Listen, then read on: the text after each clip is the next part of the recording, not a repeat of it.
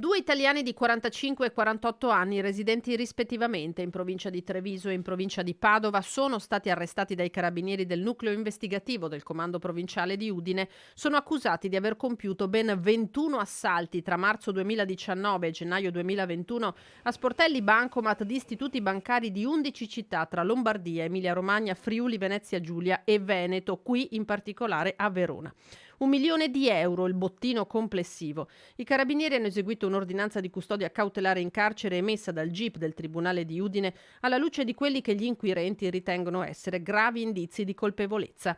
Tra i reati contestati ai due arrestati, fabbricazione e porto illegale di esplosivi in pubblico, ricettazione, rapina aggravata e il furto di 3 auto utilizzate poi per compiere gli assalti ai bancomat. Nel corso delle indagini, infine, i carabinieri sono riusciti a recuperare oltre 60.000 euro, ritenuti parte del denaro rubato facendo esplodere gli sportelli automatici.